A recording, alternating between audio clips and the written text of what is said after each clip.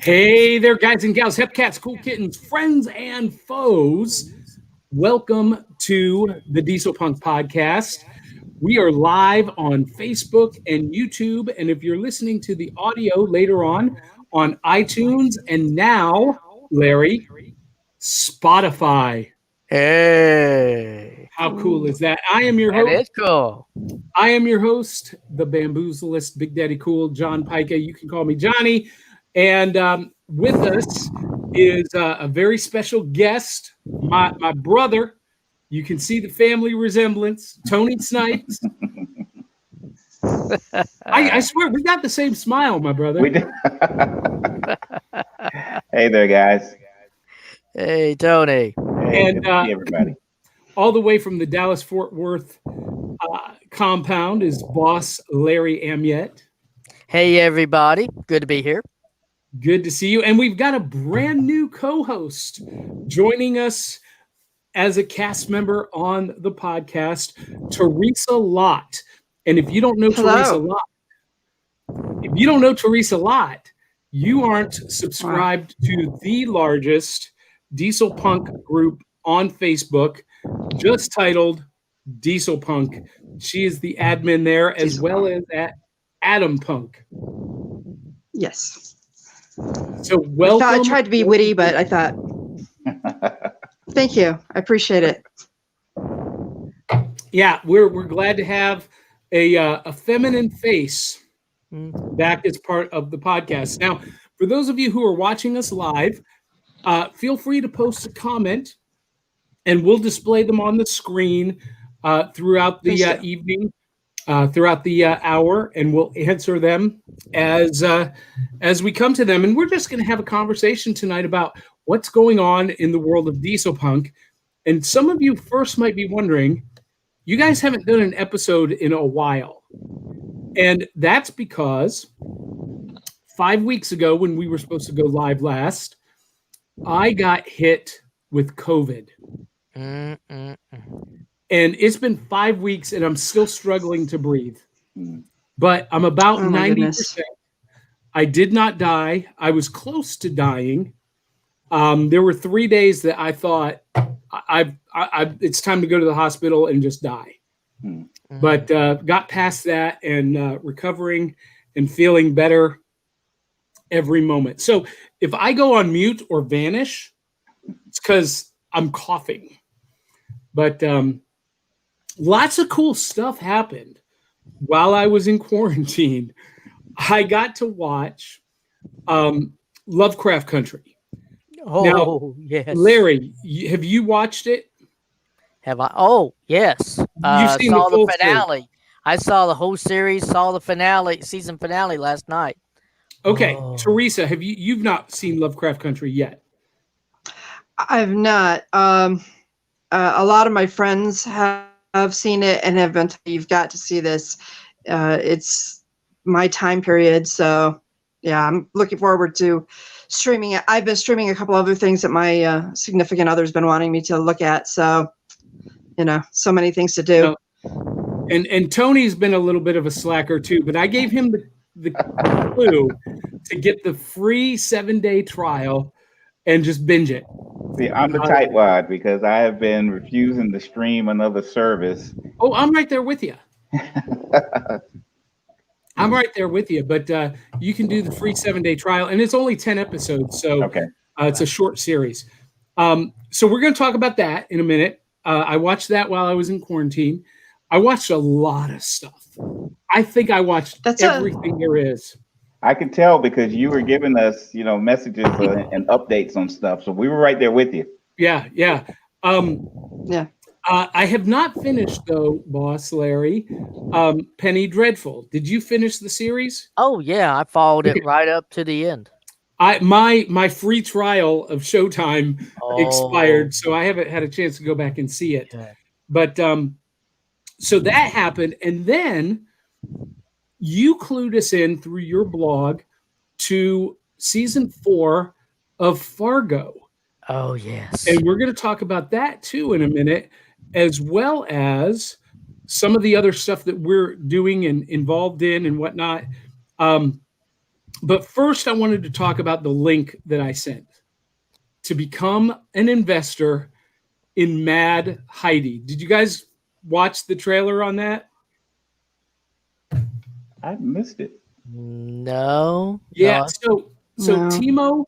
Timo Wierlencela, the director of Iron Sky and Iron Sky: The Coming Race, has a new project called Mad Heidi. Okay. And it is a retelling of the Heidi story, Switzerland, the Alps, Oh. but under a Dieselpunk fascist regime. Wow. And Wow, that's interesting. yeah, and she becomes like this possessed fascist killer. Basically, the Swedes become Nazis, is what it boils down to, and it is all. I mean, it is more Dieselpunk than Iron Sky 1 and 2, because it's like set in the era, and but here's the only thing that I can't support it because it is so over the top violent. Okay. Even the trailer has people's heads blowing open and Wow. cut in half. Wow. And, I don't go in for that ultra violent stuff. Mm. Do you know what I'm saying? Mm-hmm. There's a market. There's a market for everything. There's a market for Roger Rabbit. There's a market for the super violent. I mean, we're going to talk about Lovecraft Country, and there's some gory, violent scenes in Lovecraft. Some are really pretty over the top. So there's a place for it. Yeah, and that's a good transition. And Joe McKeel is watching. He is the creator and kind of genius behind HalloCon and another webcast called Stupid O'Clock. I recommend you check it out. And our other co-host, Robert Dark Soul, is in. Hey, Robert. But we're going to say hello Incognito. Yeah. So let's talk about Lovecraft Country.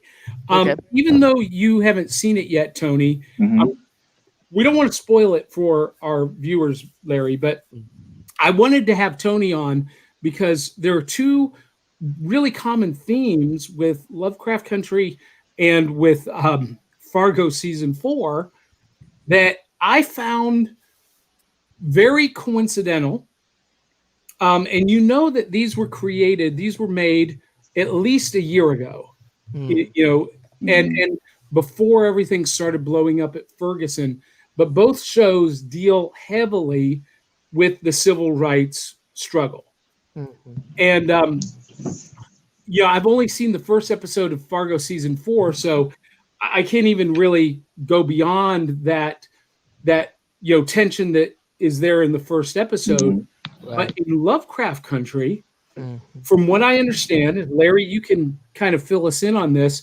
The producers of the show really wanted to address and attack the racism of H.P. Lovecraft. Yeah, it's actually based on a novel by the same name, and it's produced by J.J. Abrams. Yep. And it takes his novels, and we praise Lovecraft all the time, but like I wrote in my blog, the man was an obscene racist, and some of his work is really hard to read because he gets into it he's so bad. And then they address it. They bring up the fact, when he says, "How can you read this? He's so horribly racist." They quote it. "How can you read this?" But it does. It's the beauty of it is how they take the mythos, and you can see if anybody that's read the mythos will watch every episode. Go, "Oh yeah, that's Lovecraft." But they turn it upside down.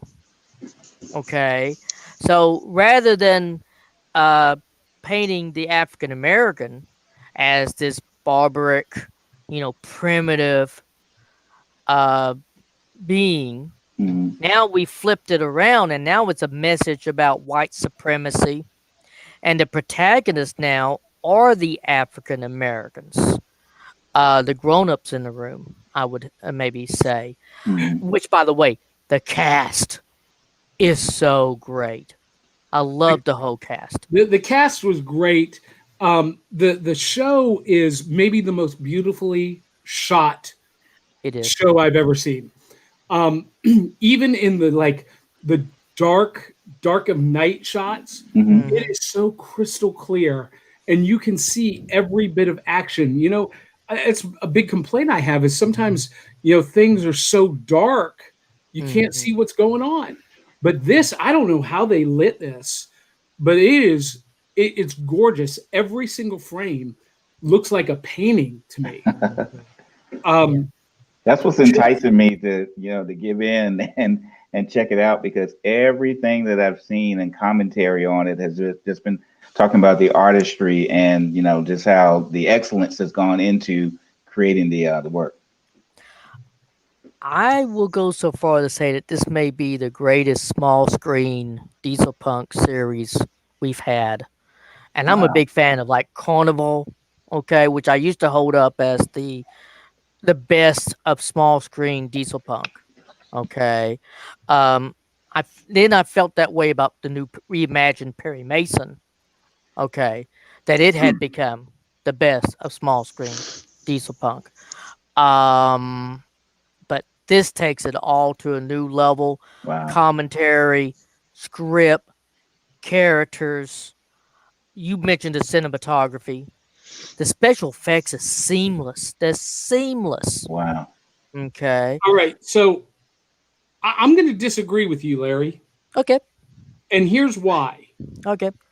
I loved the premise of the show and the first opening sequence with Atticus in that dream sequence in the trenches of World War II and the Martian tripods, and then Cthulhu flying in, and then Jackie Robinson shows up and bashes Cthulhu in half.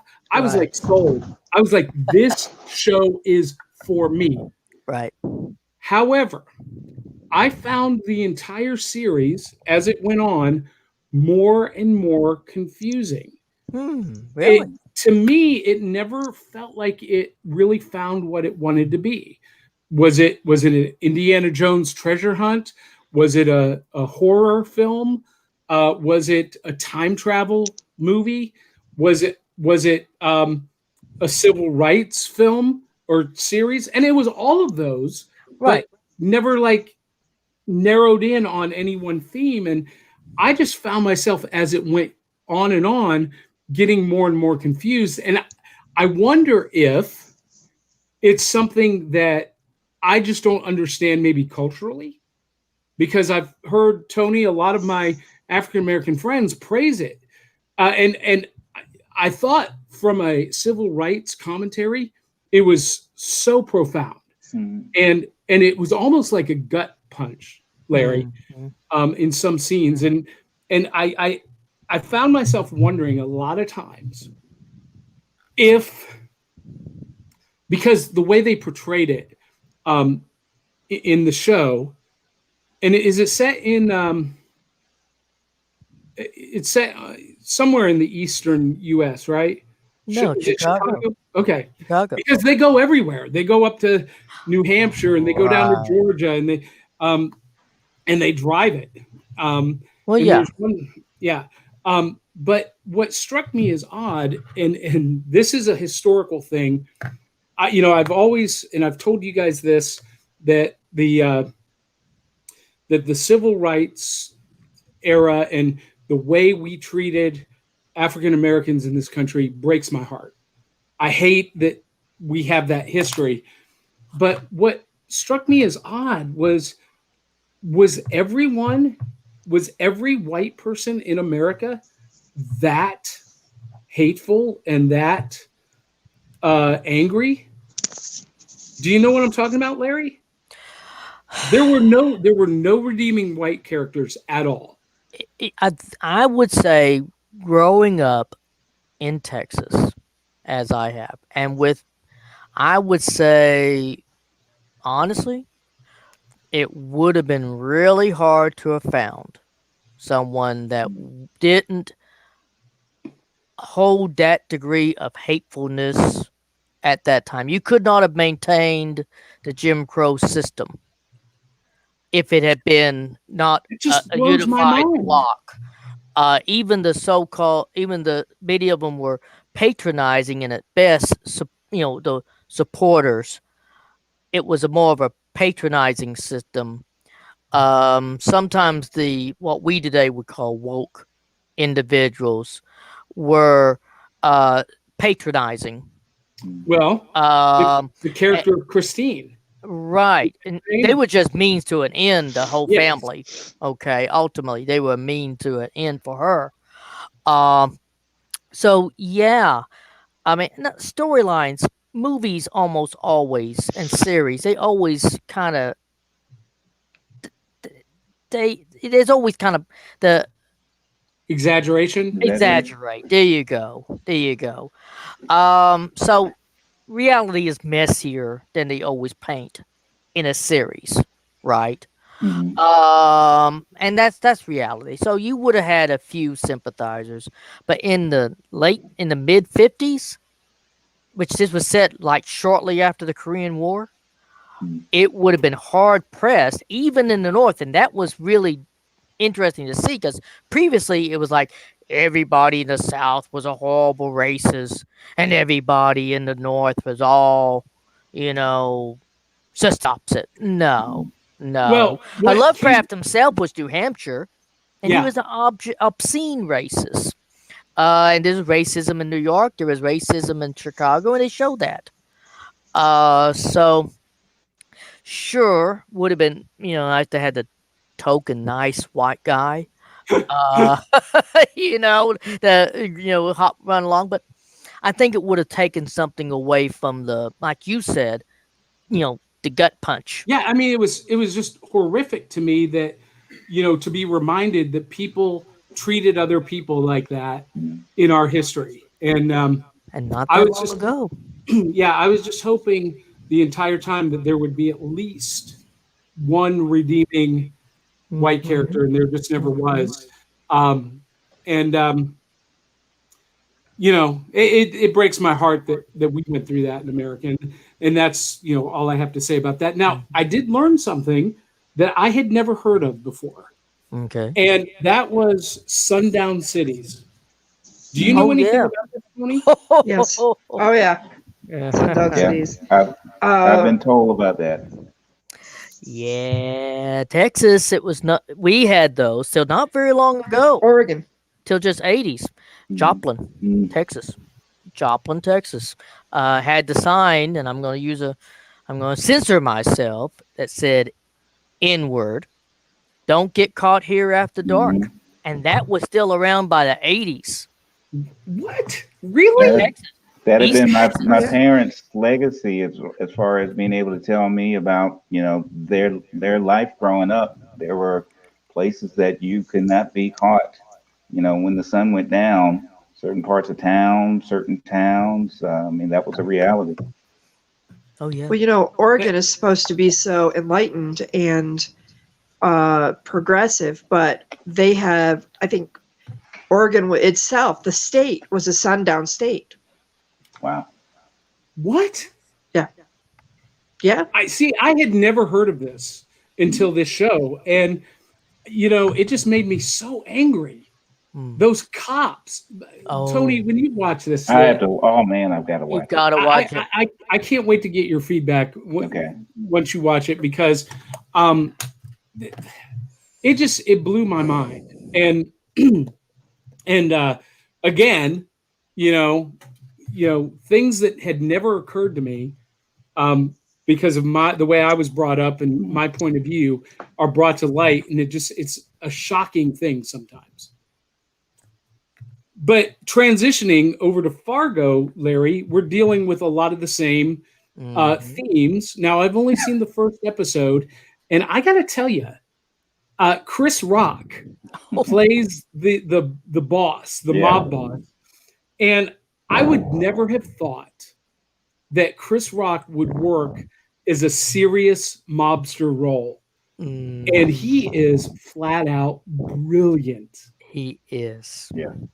And he gets better as it goes. And yeah, yeah. After the first episode, what? Yes, he grows. The characters grow. The nurse, Arado Mayflower, Yeah. becomes a really interesting character as it goes. Yeah. The it's just wow. I mean, I watch it on Hulu because I hate commercials. That's so what I pay an extra $1 or whatever a month for my subscription, so I get it commercial free, but I get it a day late. Okay, so I pull it up. I watched the most recent episode this morning on Hulu because I was looking for it over the weekend, forgetting what day it came on. Going, I sure hope it's on. I sure hope it's on. Yeah, I had to wait till this morning, but Chris Rock is so impressive. Yeah. So impressive. Yeah, he really is. I mean, he's been one of my favorite comedians since the mid '80s. I saw him when he was like 19 years old, and fell in love with the dude. He was so funny, and have followed his career. You know, the highs and lows, but this is definitely going to be a high for him. And I'm curious, Larry. I hadn't watched Fargo at all, so I'd never seen the previous seasons. Why did they decide to make this shift thematically? Do you know? No, I don't. I mean, there's a little making of segments on Hulu you can watch, and they talk about this as the first period piece for the movie, really, because all the others have been in the 70s, early 2000s, like 2010, and so this is the first time they've gone back, way back to the 1950s, and or 1950 Kansas City. Yeah, and well, they go back further than that, the early teens. They have some flashbacks. They have some flashbacks early on, building up to today, which the bulk of the story is told in. So no. But the stories are all written, or most of them are written by the producer of Fargo TV series. What's his name? Noah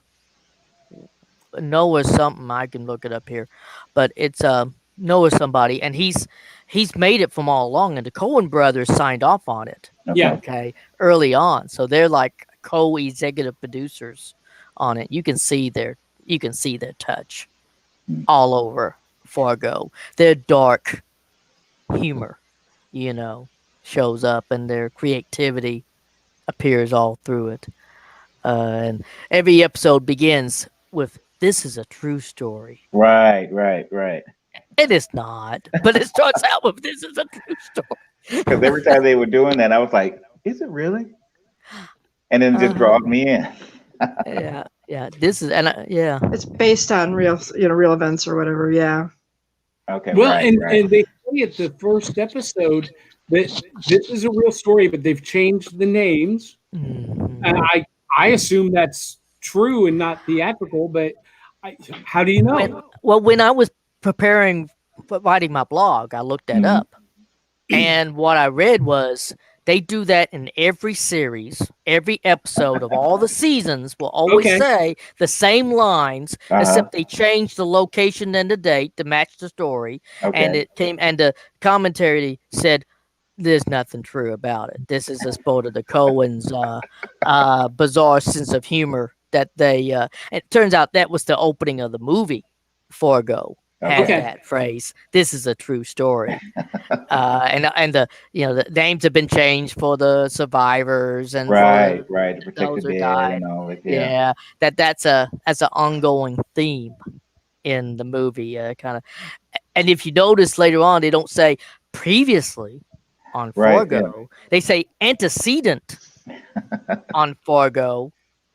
it's part of that wonderful twisted bizarreness of the Coen brothers.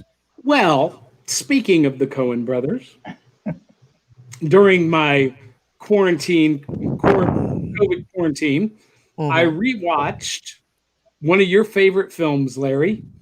Oh, brother, where art thou? Oh, okay.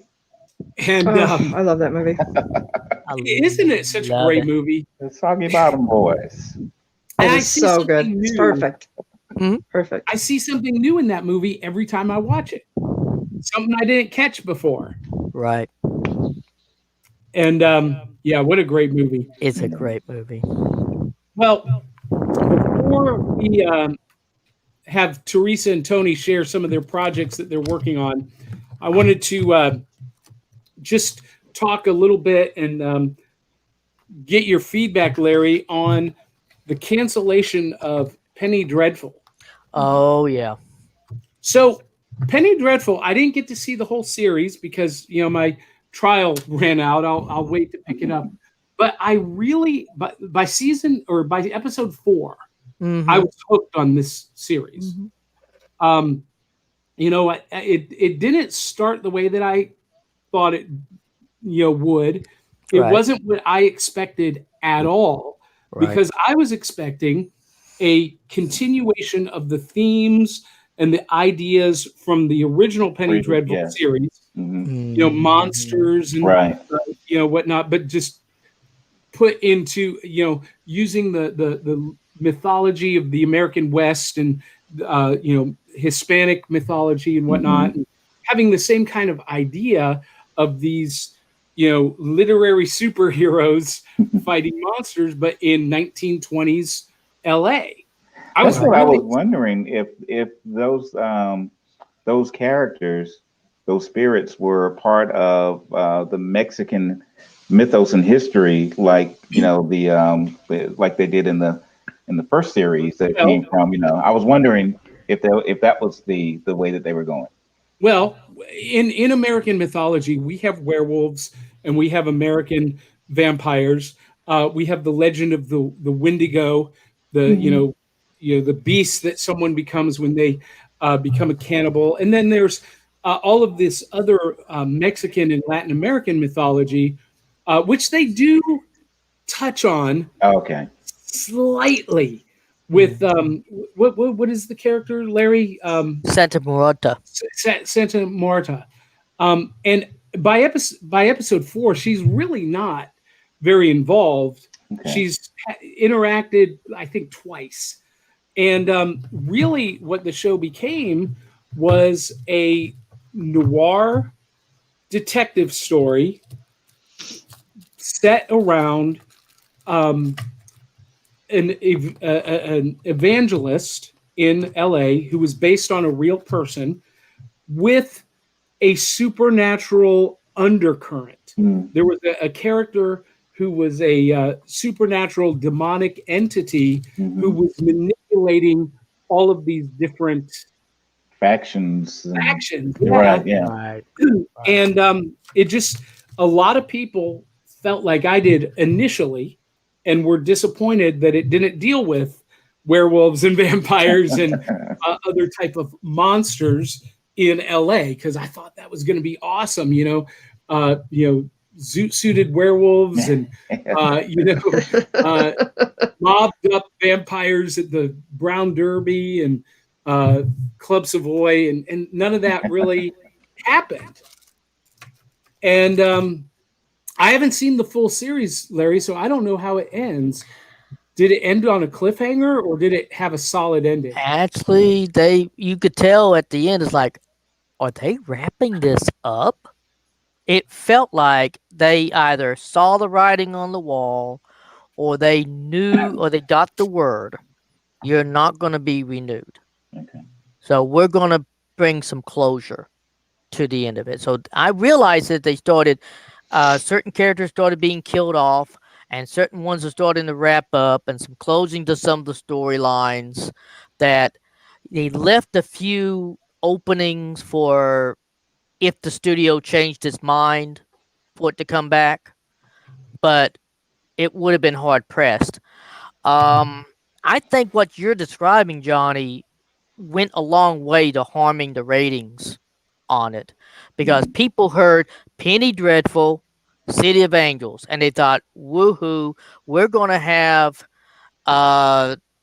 along what you're thinking. So we're going to have, but there was very little real other than Magda being, this force of nature, who, by the way, Natalie Dormer, I thought did a fantastic job. Unbelievable actress. The way she just morphed from character to character. Yeah. But there wasn't that much real supernatural, and I think people were wanting the supernatural. It became, like you said, this film noir, and then of course you have your usual bad guys, Nazis, and the imminent war coming up. Well, it's a big surprise there, and it was just lacking, and the politics I thought in it was a little heavy-handed. And the politics gets a little bit more heavy-handed as it goes later on in the series. Trying to tie it into modern current events. Not in a subtle way. Not in a creative way. Okay? So I thought some of those scenes made me groan when I saw how heavy-handed some of the politics was handled in it. And it did. About the time your subscription ran out, Johnny, it started to slow, and it started to be long. And see, by this time there shouldn't be any character development. Really, you knew the characters, who they were, and the storyline started to drag. And when I found myself looking at my watch, going, "Is this over yet?" That's something wrong. When I started looking at my watch, and that started around the time that you stopped watching it, and then I would have something kind of going out of checking Facebook while it was on, that kind of stuff. If it's not grabbing me, if I'm checking Facebook and looking at the clock going, we're only 20 minutes into this episode? That's what they say hurt the episode. It started to slow. And people nowadays, you can't have that happen. People start channel surfing. Yeah, and once I got past my expectation and like settled in, I mean, by episode 2, I was hooked. I was ready. I was like, okay, I dig what they're doing. It's not what I expected, but I'm along for the ride. But I only got through episode 4, and the Zoot Suit dance sequence was fantastic. The Zoot Suit dance sequence, the Zoot Suit Club. Yeah, with Natalie Dormer and the Zoot Suit Club, where they all at the suit and they're all dancing. That was so much fun, and she was just wonderfully evil. But there was moments of this. You get bored, and then something really cool happens, and then it's like, okay. And then they end on a cliffhanger. It's like, what? Well, and that would tag you into the next episode.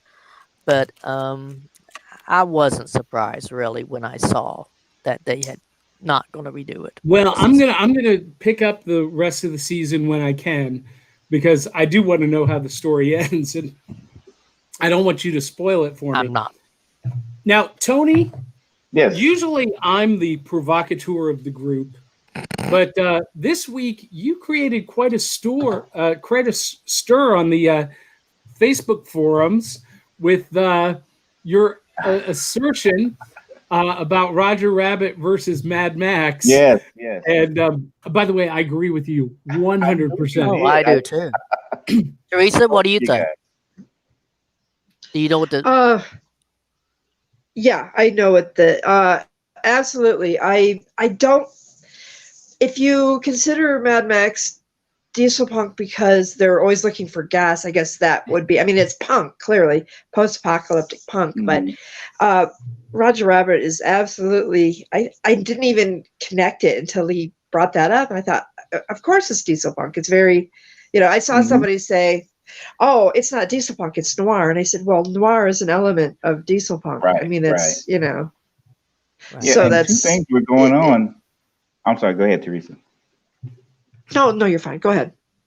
I was just saying, guys, before I posted that, two things were going on in my head. I was trying to think of a movie that many of us have seen that was another Dieselpunk movie that maybe we haven't thought of, or at least I hadn't thought of readily as, oh, that's Dieselpunk. And then, Roger Rabbit hit me. I was like, yes. And then a couple weeks ago, there was another post, and they're always out there of somebody that's talking about anything that has to do with Mad Max and just automatically saying that it's Dieselpunk. And I didn't post anything, but I'm looking at the Facebook page saying, no, it's not. And I think I even chimed in to Johnny saying, Johnny, you need to get over there in this conversation and straighten everybody out about this Mad Max thing. Well, it's funny because Larry and I have been talking about Mad Max and its inclusion by some in the Dieselpunk community since we started this podcast. And it's been 10 years now, Larry, that we've been doing this. And, early on in the days of Dieselpunk, Mad Max was included in a lot of lists of movies because it was focused on petroleum and gasoline. Right. Yeah. And as the genre has evolved, the genre has moved further and further away from that and more of a focus on style and aesthetic. And so it always is funny that we have to come back and remind people, hey, just because it was on a list 10 or 11 years ago doesn't make it so. And, I blame the studio for part of that because the studio advertised it as a Dieselpunk adventure. Did they? Yeah. Did they really? Yeah, they did. I missed that. Yeah. Huh. Well, I always ask people if they think that Mad Max is Dieselpunk, then is Tank Girl Aquapunk, because that's basically what she's looking for is water. So, and that always they always takes them aback a bit. What's Aquapunk? Well, it's not anything really. I'm being asked, but well, and I'm on the fence about Tank Girl. The Tank Girl comics are very Dieselpunk, retro futuristic, time travel. Very. But if someone were to say, what is Dieselpunk, I would never hand them the Tank Girl movie because it's more of a post-apocalyptic cyberpunk movie. It is. And I like people need to go to the one-on-one class Hellboy that you need to set up. I'm sorry, Teresa. Go ahead. Go ahead, Teresa. Oh, no, I'm sorry. I was just saying that when I say, when people ask me what Dieselpunk movies that you wouldn't really think of as Dieselpunk, I always think of Hellboy. It's the time period. They found him during World War II. But nobody ever, I always get in a lot of arguments. Nobody ever kind of agrees with me on that one. But I've seen it on some lists as well. Huh? You agree with what else? I agree with Hellboy. Oh, I completely agree on Hellboy. Now, not only at the beginning of it is the Nazi, but there's a Lovecraftian storyline all the way through it. The Nazis stay present throughout the whole movie. They come back to life. Well, and so second one too. Well, yeah, and second one, I always think of that one's more steam or clock punk to me, but that's okay. But definitely the first one. There should be no doubt that it's a Dieselpunk movie for all the reasons we just mentioned. Yeah. And Tony, you were going to add? I was just going to say, you've got to do your one-on-one class so that when you have those folks that, are going off of this end over here, it's like, you haven't been to the one-on-one class, have you? Here it is over here. Go over that, and then come on back out. So I'm getting ready to redo that. I filmed it at Anacrocon 2 or 3 years ago. I remember that, yeah. Yeah, but it's time to redo it, and I'm getting ready to, now that I am recovering from COVID and not taking anything for granted anymore, there are some creative projects that I want to get done, and one of them is a series of video panels or lectures, and that'll be one of them. And So I'm getting ready to redo that. But yeah, you know, Roger Rabbit, Who Framed Roger Rabbit, is one of those Dieselpunk movies that I always forget about too. And it's one of my favorite movies of all time. I love that movie. It's brilliant. Yeah. Yeah, it is brilliant, and it holds up so well. And you know, people might say, well, how is that Dieselpunk? And you laid it out, Tony. Yeah. You know, it's set in the era, so it has the visual aesthetics. Mm-hmm. But then with the cartoons coming to life, you have Right. that science fiction and fantasy element to it. Mm-hmm. And then the punk aspect of just the conflict of, you know, the little guy facing off against this authoritarian, totalitarian government figure. Mm-hmm. And it's an alternate future because in the end, they don't build the big highways. LA doesn't become a LA's highway city. The Shamrock Trail, whatever it's called, the trolley or whatever, continues on. So it's an alternate future. Yeah, so it's also alternate history. Yeah. So it has all the elements to it. And there's a little, it's not just for kids. There's some adult humor in it. So hello, Jessica Rabbit. Right. And there's a lot of other jokes that are kind of wink, wink, nudge, nudge, the type of jokes that grown-ups can get. Right, exactly. There's jokes that grown-ups can enjoy. So, it hits on all cylinders, and it's one of the ones that I put out there. Like, okay, getting children involved in Dieselpunk? What do you what programs do you watch? This is number one on the list of showing children to get them involved in Dieselpunk, and we can list a whole bunch of others. Well, and I didn't have it on the notes for today, but you know, last week the new Rocketeer animated series dropped on Disney Plus. I was just going to mention it. And the first episode, I watched the first episode. It's for kids. It's very, very light. But the first episode, Teresa, would you agree, was like this beautiful homage to the Rocketeer movie? Oh, wow. It was unbelievably cool. And I highly recommend it for anybody, especially if you want to get your kids into any DC. age. Yeah, definitely. Yeah, you'll need to check it out, Larry, because I was shocked at how much it paid homage to the Rocketeer film. And it really surprised me, and I loved that. It made my heart really warm that they didn't just recycle an idea for today's kids and forget the past. They honored what has come before, and the little girl who is the new Rocketeer is the great niece of Cliff Secord. She is a Secord, so it's a family connection thing, and really great.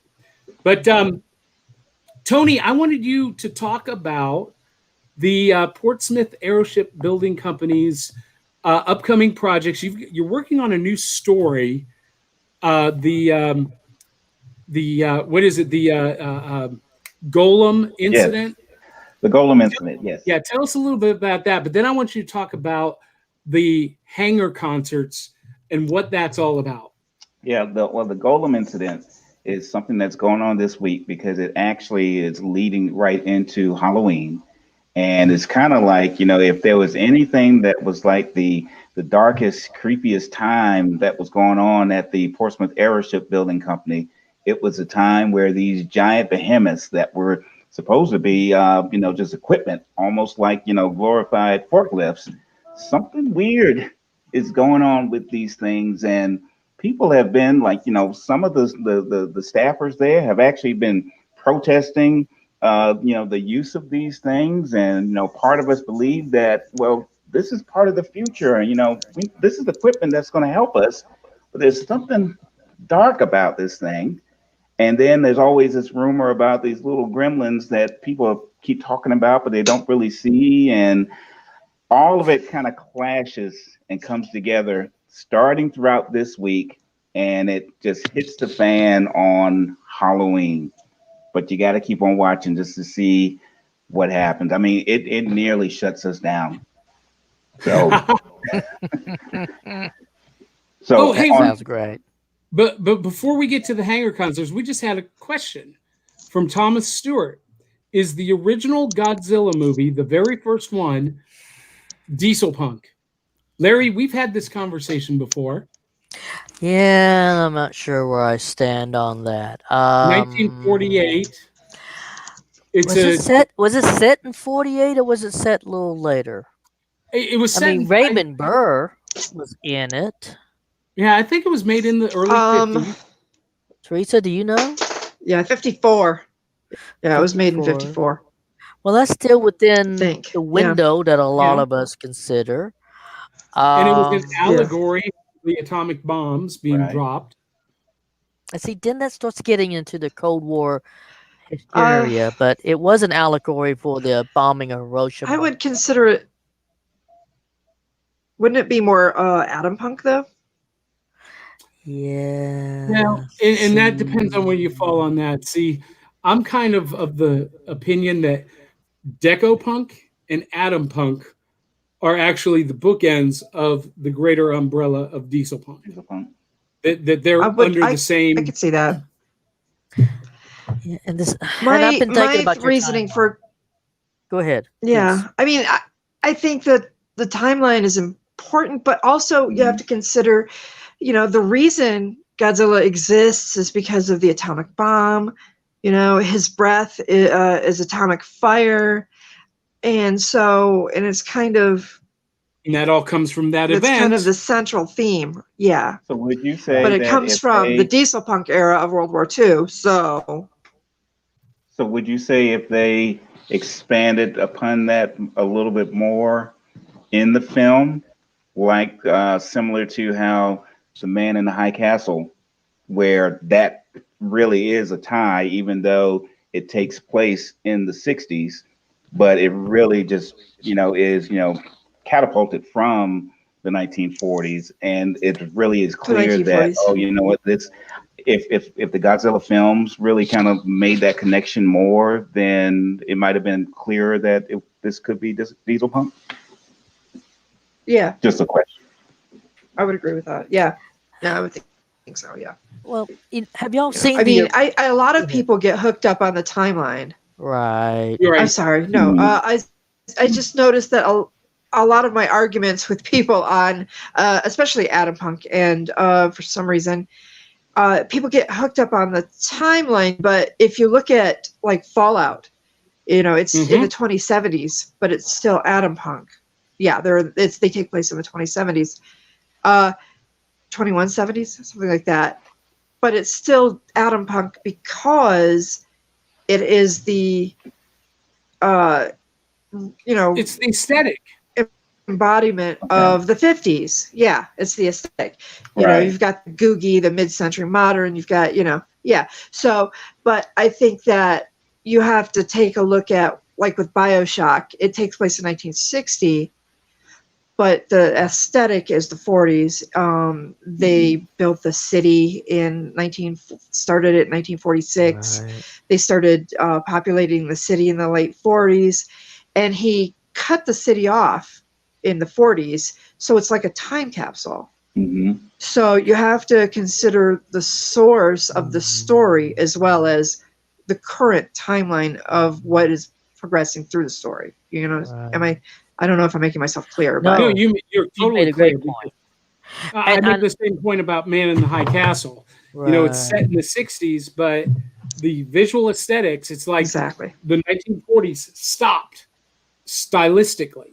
Even though technology moved forward, Exactly. the style, the aesthetics, the tenets of Dieselpunk are all there. Anyway, sorry to interrupt you, Larry. Exactly. Oh no, that's okay. And I forgot. Richard Burr wasn't in the original Godzilla. That's the right. original He was- Richard Oh, Richard. He wasn't in the Japanese cut. He was added for American audiences when they re-edited it for American audiences. But in the original Godzilla, not only was he absent, there was a lot more explicit scenes of the injuries to the civilians in the original. Yes. There's this long panoramic shot where the camera moves over these, you would think, radiation burned victims in this field hospital or this hospital in Tokyo, and it's clearly a reference Mhm. to the Holocaust. And if I remember about the making of it that I saw, they said explicitly they wanted to make a movie about the bombing, Mhm. but the scars were so fresh, it was still so hard for the Japanese people. They Mhm. converted it into this fantasy with Godzilla. And they made the Godzilla movie instead, according to the documentary. I have a deluxe thing where you have both the original and the different versions of it, and the making of documentaries with the interviews with the producer and the writers and so forth. And they explain that it was because the Japanese people, they felt like, we're not ready for an explicit movie about the bombings. Wow.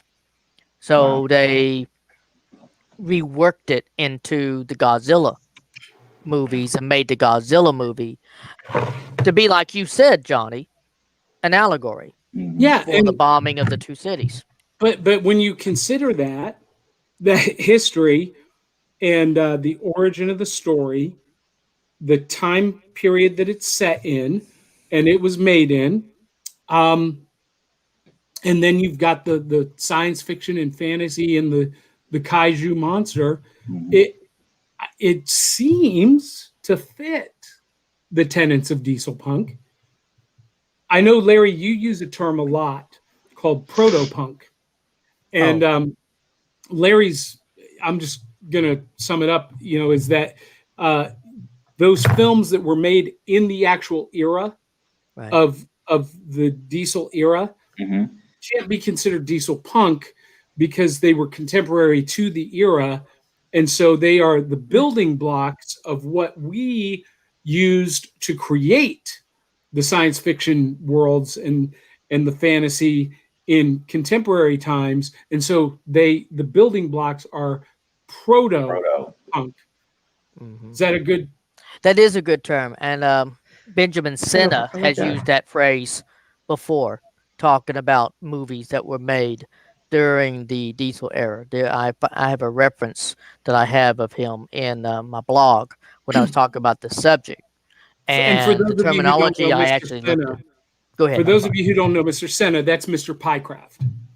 And for those that know who that was, that was that was one of the founding fathers. Mhm. We can call them founding fathers. He Yep. co-wrote an article with Nick Oddens called "Discovering Dieselpunk," and which helped really kick off Dieselpunk in the West. It had a big influence in the early days when it moved over from Russia it bought over a lot of, and Lord K helped influence bring it over from Russia, introduced it, and then Nick Oddens uh, ran with it. He's still putting out really great stuff with Well, and his material, with his site. not to brag, but we had an interview with Mr. Pycraft. He was a guest on the show a little over a year ago. And you can find that episode on iTunes and Spotify at dieselpunkpodcast.com. Now, we interrupted Tony to sidebar on Godzilla. So I want Tony to come back and tell us about the hangar concerts. Yes, yes. Well, if we survive October 31st, if we aren't shut down and everything, then one of the things that I've been having fun doing on a couple weekends here and there over at the yard on our Facebook page is having these hangar parties, and basically it's an opportunity for all the staffers and those that have been enjoying our content on a weekend or on a Friday. The work is over, so let's kind of celebrate with some music or something like that. And early on, what I was doing was just pulling in some classic video, but especially since the pandemic, has hit, and especially since there's been a growing trend of virtual entertainment, especially virtual concerts. I wanted to see if I can reach out to any up and coming jazz vocalists, kind of doing a twofold thing, filling the void that we had, and just wanted to have a live performer. And at the same time, knowing that many of these artists were challenged with, the gigs that they may have had set up in person being canceled, I said, well, let's see if there's a possible opportunity. So I put some feelers out there on Instagram, and I had a few folks that chimed in and kind of did almost like a virtual auditions, and have come across a fantastic young lady by the name of Nicole Dreger, and she is phenomenal. In fact, I've got a teaser that I launched, I think last week. I'm going to do it again in the next few weeks, so you will get a chance to sample some of her sound. But she's born and raised in Chicago, lives now and entertains down in Florida, and she is phenomenal. So what we're going to do with this is going to be almost like the days of the big bands when they used to have the live broadcast where you can listen. So it's going to be a video component, so you will be able to watch, because she's going to be performing 4 songs live, and those songs are phenomenal.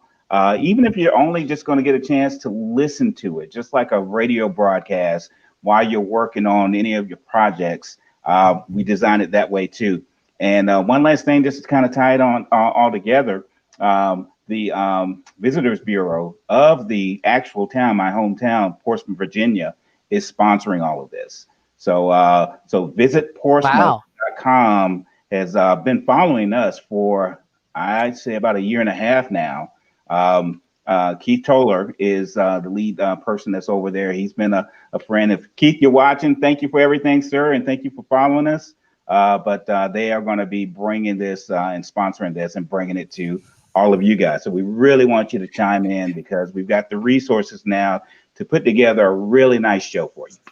That is fantastic. So it's Friday night, November the 20th at 8 p.m. Eastern time, but you will get the alert, so you won't miss it. Well, I love that you're doing that, and I think I know a gentleman who's going to be joining you guys as soon as his voice returns. That's one of those. It's one of those things that is not going to be taken for granted again. But I love that you're doing that, and a lot of people don't realize. I mean, I work daily in the music industry. My day job is insurance for the Musicians Union, and I work with superstars, talking to them on the phone every day. I talked to one today that if I told you who it was would blow your mind. But people don't realize how this COVID pandemic has hurt theater, entertainment, not just movies, but live performers, musicians, actors, dancers. And I'm talking on a daily basis to major tour producers. We're not looking for a return to live music and live concerts and live theater until maybe after Labor Day 2021.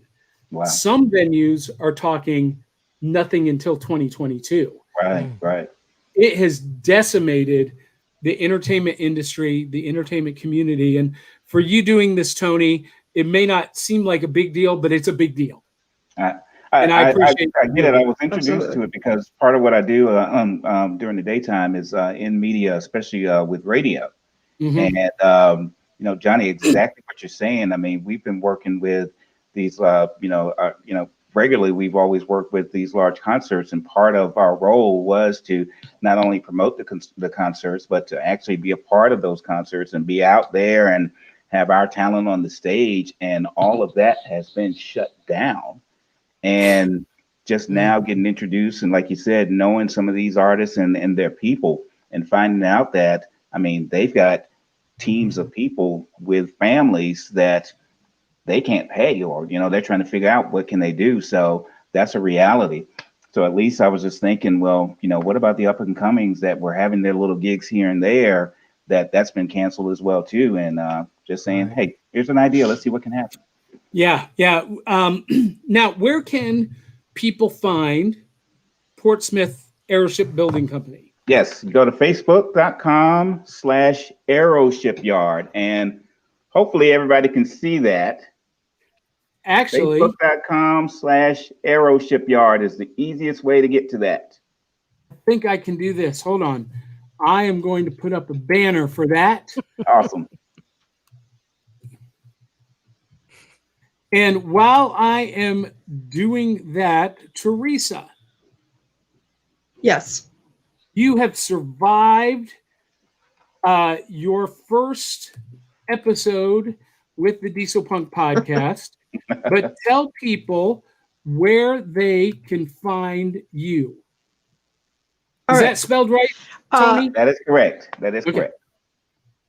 And tell people what you're up to, Teresa. All right.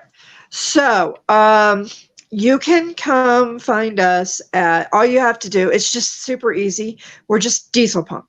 We're always at the top because we're the biggest group on Facebook Rub it for in. Dieselpunk. And if you're into the whole Atom Punk thing as well, we have that for you also.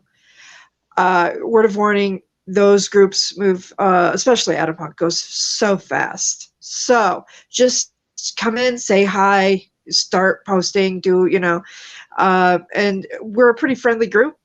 Come in, say hi, say you saw us, here on the Dieselpunk podcast, and we will make sure you have a good time.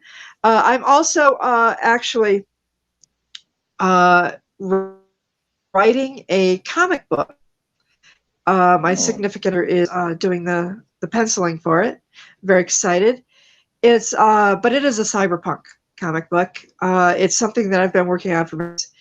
And if you wonder where my name Velvet Cyberpunk comes from, that is the name of the comic book.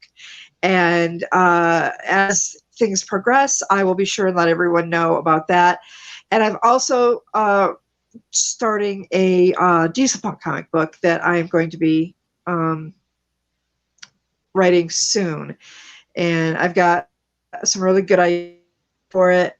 I kind of torn. I'm wondering if I want to do like a graphic novel, or if I want to do like an anthology style, where it's got a different story for each issue. So that's why I'm kind of hung up on the Dieselpunk part. But those are my projects so far. And yeah. Excellent. And Larry, as always, I believe they can find you at dieselpunk44.blogspot.com. That's that will get you there, or dieselpunk.info will get you there. That is my URL that ever since I had a little run-in with the administrators at Facebook who got snippy about some of my posts. Wasn't up to their community standards, they Are you said. kidding me? No, I'm not. Mhm. And so I had to Yeah. get a different URL. So I use dieselpunk.info now as my main blog. Well, excellent. And Larry has been a blogger in the Dieselpunk community since the beginning. And Mr. Piecraft himself called you a founding father. So it's not just my title anymore. He said it on the show. Well, so there you I'm go. impressed. I'm impressed. There you go. And I have some big news. Oh, good. Yesterday, I got the galley proof of the new series, Tales of the Decoverse. This is, Larry, this is a reissue, a republish of Tales from the Flip Side. Oh, And yeah. we're republishing it with a new publisher as a series, Tales of the Decoverse. And the first volume, Nightreich, it's a vampire Nazi story. Love it. Gets released in the next month. I got the galley proof yesterday from the publisher, and I'm so excited. But that series launched my newest project, the League of Impossibilists, which is a mashup of steampunk and dieselpunk heroes, time-traveling paranormal heroes defending the space-time continuum against the evil forces of Cthulhu and supernatural threats. And you can learn more about that and read my web comic about the League of Impossibilists at patreon.com/impossibilists, and be on the lookout for Tales of the Decoverse Volume 1, Nightreich, coming soon. I can't wait. Well, guys, we're a little over an hour. I don't want to keep you guys anymore, but I've had a great time tonight. And Joe McKeel says to Larry, "Not it was great. I loved it."